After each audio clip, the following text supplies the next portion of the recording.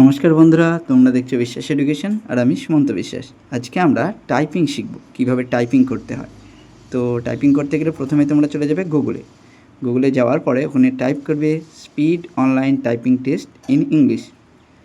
তো টাইপিং করে নিচ্ছি আমি, দাঁড়াও 1 মিনিট, এন্টার মারলাম। তারপরে দেখো অনেক ওয়েবসাইটে এসেছে। এবার তোমার পছন্দ মতো যে কোনো একটা ওয়েবসাইট, আমি 1 মিনিটের একটা ওয়েবসাইট খুলে নিয়েছি।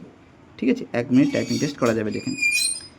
তো চলো, এখানে ওপরে লেখা আছে, দেখো টাইম লেখা আছে, তারপরে কত তোমার WPM ওয়ার্ডস পার মিনিট সবই লেখা আছে।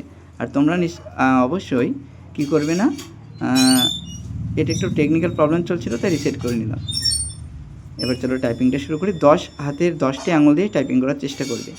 ঠিক আছে, এটি খুব গুরুত্বপূর্ণ যে কোন ফিঙ্গারে কোন ওয়ার্ডটা বা কোন সুইচটা তুমি প্রেস করবে, সেইটাই সব থেকে গুরুত্বপূর্ণ।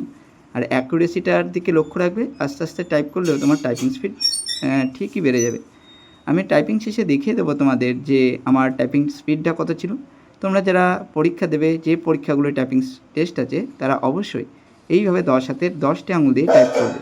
তো যারা 10টি আঙুল দিয়ে কী করে টাইপ করতে হয় শিখতে চাও, তো আমাকে কমেন্টের মাধ্যমে জানাও। তো আমি তোমাদের বলে দেবো যে কীভাবে আসলে টাইপিং করার টেকনিকটা কী, তোমরা কীভাবে সহজে তোমাদের টাইপিং স্পিডটা ইনক্রিজ করতে পারবে। তো ভিডিওটি ভালো লাগলে লাইক করে দেবে আর আমাদের চ্যানেলটি সাবস্ক্রাইব করে রাখবে। তো চলো, প্রায় হয়ে এসেছে টাইপিং, আর একটুখানি দাঁড়িয়ে যাও। তো আমি তোমাদের টাইপিং স্পিডটা আমার দেখিয়ে দেবো। এখন বর্তমানে 40, তো শেষ হতে দেখি কত থাকে।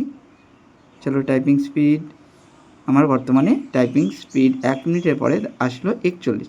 তো তোমরা দেখতেই পাচ্ছ স্ক্রিনে যে 41 ওয়ার্ডস পার মিনিট আমি করেছি 1 মিনিট টাইপিং করার পর।